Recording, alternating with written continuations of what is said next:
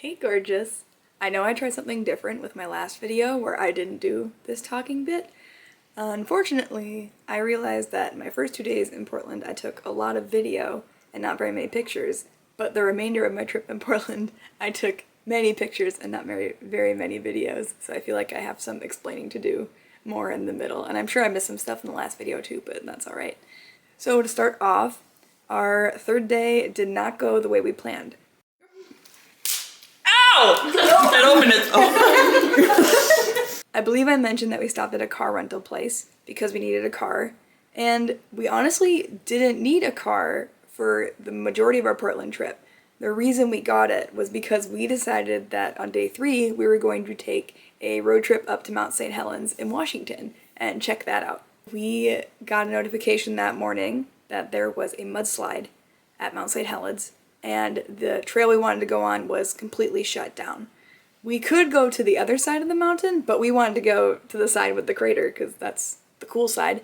So we were just like, what can we do? Because we have this car, so it feels like we should utilize it and go to places that are a little further away, right? We just sort of rearranged our schedule with some stuff that we'd kind of put at the end of the trip. We moved it forward to this part of the trip.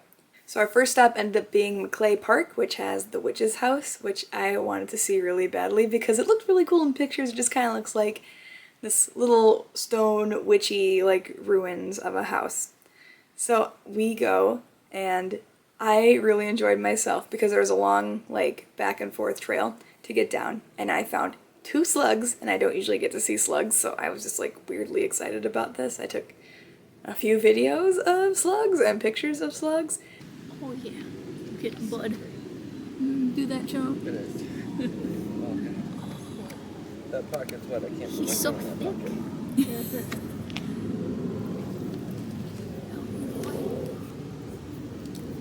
Poor girl.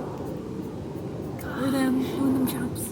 So that was exciting for me, I guess. It was also a really cool area to look at.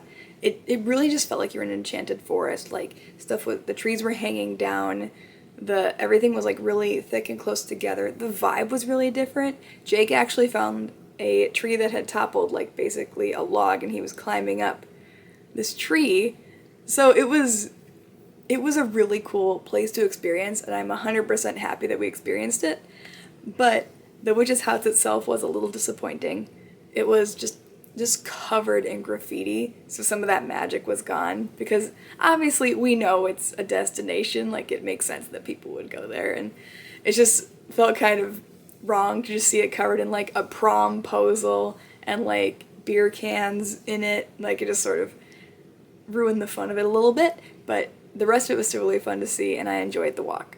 So the next stop was Pip's Donuts and Chai.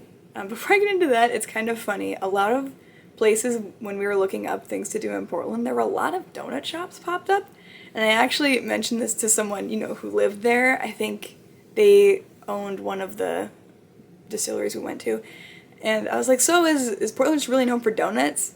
And he just kind of looked at me funny and said, like, I think just maybe you like donuts. Like, he's like, we're not really known for donuts, but we went to a lot of donut places. So Pip's Donuts and Chai, of the donut places we did go to, was my favorite. And it's interesting because they just do mini donuts. They just do sugared mini donuts, but in the middle, like where the like hole is, they put a little bit of filling, and that's the flavoring of the donut. So they just have like a normal, like kind of like a honey one. I forget all the flavors, but we decided to get a dozen because we wanted one of each flavor that they currently had. And they actually gave us like a baker's dozen, so they gave us 2 of the Reggie Lee donut. I think that was like Nutella or something on it. I don't remember exactly what it was, but I do remember that it was my favorite. So I was glad they gave us 2 of those so Jake and I could each like enjoy a whole one instead of splitting in half. Although Jake's not a whole much of a donut guy, so he didn't really eat too much. He also is not a chai person, and one reason I wanted to go to this place was because they do chai flights. So there's a flight of 5 chais. So I remember being in line, and they had a wooden sign that advertised the flights, and someone came out and like turned it around, and I was like, oh no, and I like said this out loud, and I was like, hey, are the flights gone? And then she kind of like looks at the sign, looks at me, and she's like, I can do one more. So I went up and like I was like the next one in line and I ordered a flight. And the guy actually, like, the guy taking my order who had not seen this interaction actually asked somebody, like, do we still have flights? And then the person next to him, also not the person I talked to, said, like, oh, I heard we can do one more. So they made me a flight. And it was really good. So there were 5 of them. I know there was one that kind of tasted like smoke that I didn't like, but I don't remember all of the names. But my favorite was the Emmylou. The Emmylou was my favorite one. And I love that one a whole lot. And I really, like I said, at the donut shop, this was my favorite one. Even though it's a very simple kind of donut, I feel like that makes it stand out a little bit more. And you can't really go wrong with a mini donut. But the fillings, or whatever you'd want to call them, just sort of make it. And it was just a cool vibe. I liked it there a lot. And I love chai, so this was perfect for me.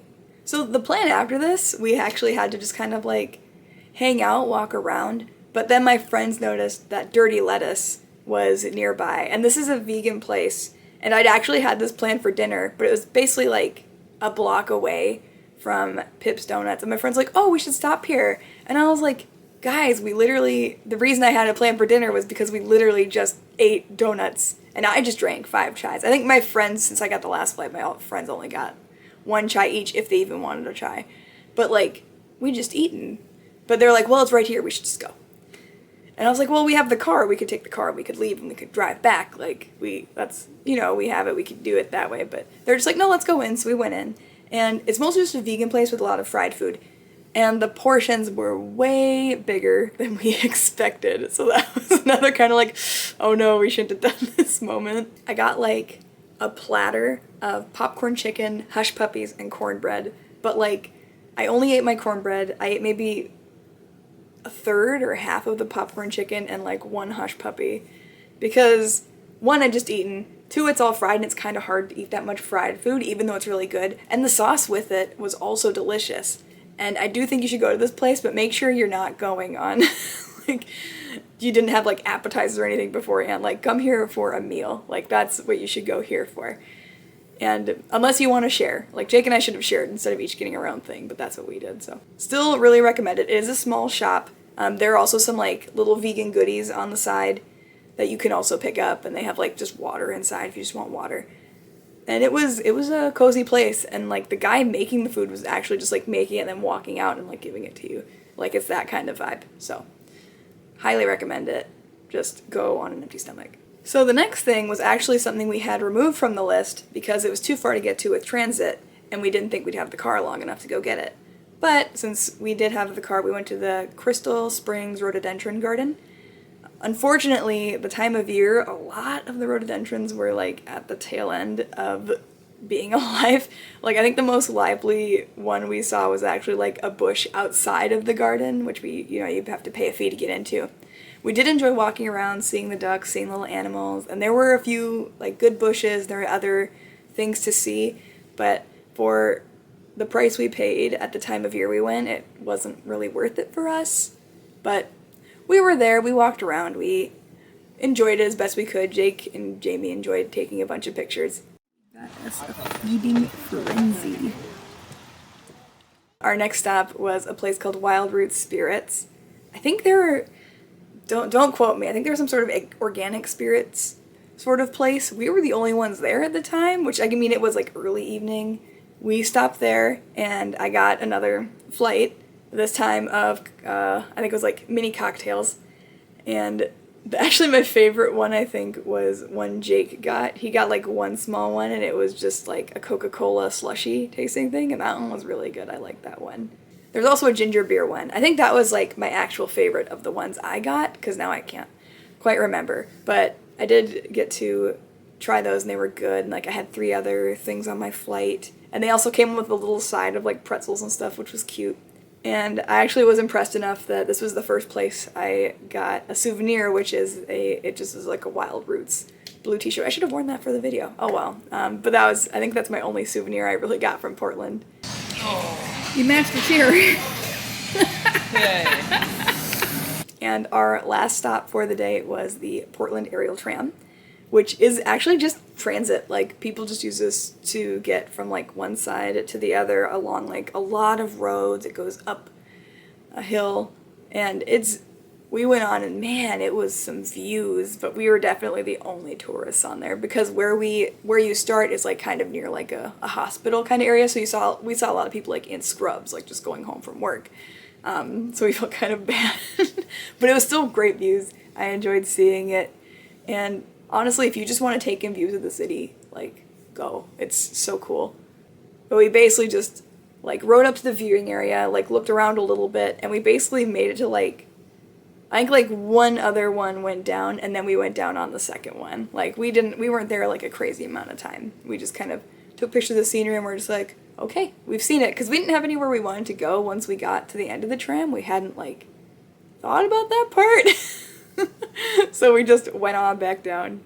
And that's basically how we ended day 3. We went back to our place. Oh, we did actually, for dinner we went to Jack in the Box because we'd never been to Jack in the Box, which is very weird for someone who's never been there because it's got like burgers and like chicken, but it also has like quesadillas and egg rolls. It was very strange from my perspective. I did try a little bit of everything and it was fine. Like it was kind of cool to have options, but it wasn't like, it didn't blow my mind. Not like Runza. Oh man. I don't think I've ever mentioned this. If you go to Nebraska, stop at Runza. It's really cool. Anyway, so now on to day 4. The next day was Saturday. This was the day we had to return the car, which kind of worked out because we had the car taken from a place like in the area where the Portland Saturday Market was, and that's where we planned to go that day. We sort of were slow to start. I was kind of hoping we'd wake up earlier so we could take the car like somewhere else in the morning, but we just ended up returning it right on time and ended up walking past Voodoo Donuts, which we've been to before, and into the Saturday Market because it was past that area. There were quite a few Hazlitt people in this area, so just to be aware of if you go to this portion of Portland. We did see a lot of like police officers, security guards walking around, but I didn't see anyone like harassing anybody. But I just wanted to like point that out there because that was something that surprised me. I didn't expect that. Anyway, so I realized I lied. I said my only souvenir was the shirt I got at Wild Roots, but I did stop at a little stall and they had keychains, and there was a little Bopati like keychain with like actual like liquid in it, and there was like a Hatsune Miku, and so it was like a little bit cheaper to get 2, so I bought 2 keychains. I just have them sitting around. I don't know what to do with them, but they're mine. So that was the only thing like object-wise I bought at the market. Otherwise it was just kind of, oh no, I also bought a gift for my friend.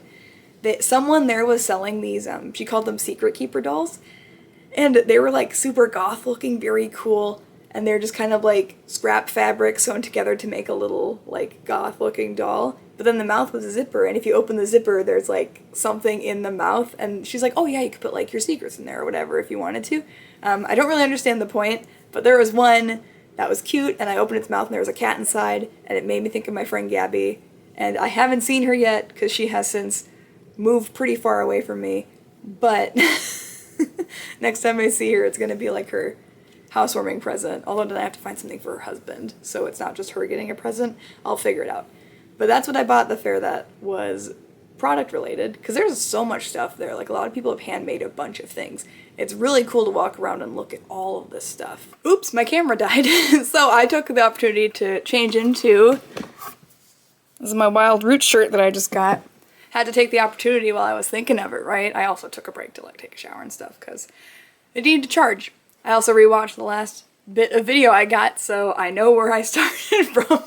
So after I bought that doll and we walked around a bit, we got some food. We all sort of split up and just kind of did our own thing for food. Jake got a banh mi. I don't think I actually got food. I just think I got an ube coffee, which was okay. It wasn't the best coffee I've had, and it didn't really taste the ube either, but it looked cute, so that was a bonus. And then we tried to find our friends again. We thought they would be eating where we had left them, but they had left. Eventually we found them and they were in like a corner drinking mimosas from a cart. And I didn't really feel like getting mimosa, but nearby there was another cart that had like vodkas and things like that, and they had cocktails. And so Jake and I got a cocktail from them. But Jake got like something called a Bury Me in Oregon, which was pretty good, but it was a mule with Marionberry, and I hadn't really had Marionberry, but I really liked the taste of it, so I thought my drink was a little bit better.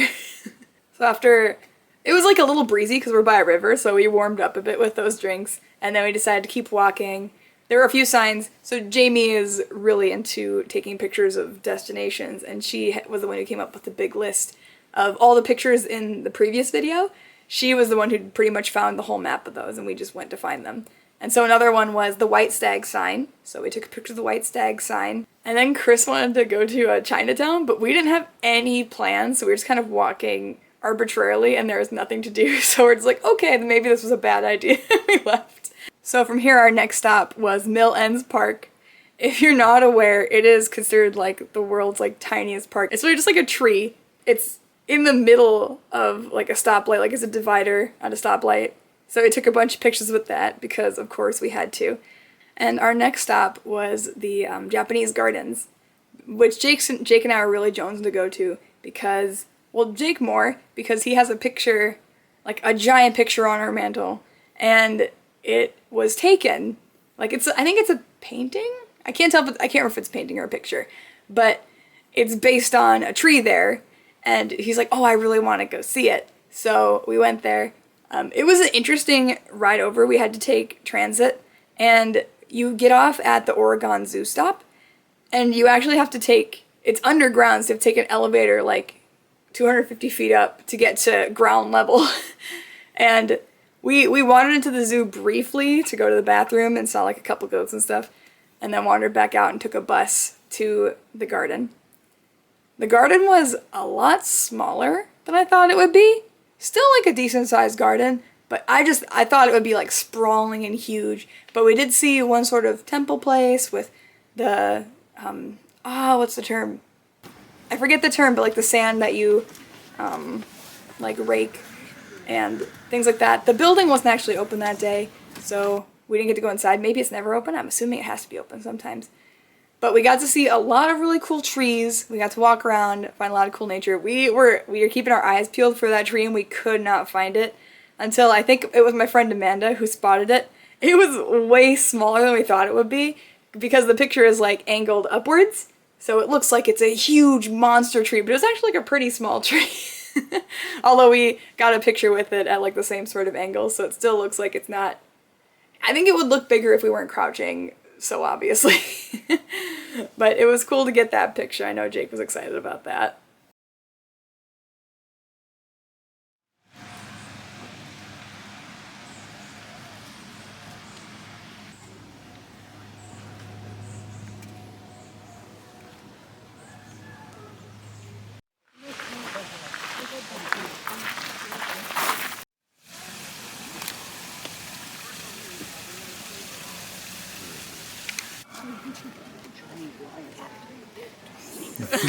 And then across the road from there was the Rose Garden, which was gigantic. I'd heard it was big, but I was unprepared. And we just walked through the Japanese garden, which I said was like a little bit small, and this felt like that size, but only roses. So many roses. And I tried to smell a few, but you just really couldn't sniff them all unless you were there all day, and we weren't going to stay out that long. We'd already done a few things that morning. So it was really cool to see, even though it was slightly damp when we went, but it was still really cool. And we went back to our Airbnb, and we just sort of like hung out until it was time for dinner. And there was a place nearby, a ramen place that was really well rated, but we went there and it was super small and all the seats were taken. And so we're just kind of like frantically like looking up, like, okay, what's nearby? And Amanda found Akira Sushi, which was a conveyor belt sushi place. And so we walked over there, and we had so much sushi. It was so good. I feel like I've heard people say bad things about conveyor belt sushi, and to be fair, this was my first time getting it outside of Japan. But it was good. I enjoyed it, and they had a lot of options. And like my friend's a vegetarian, and she found plenty of things she could eat also.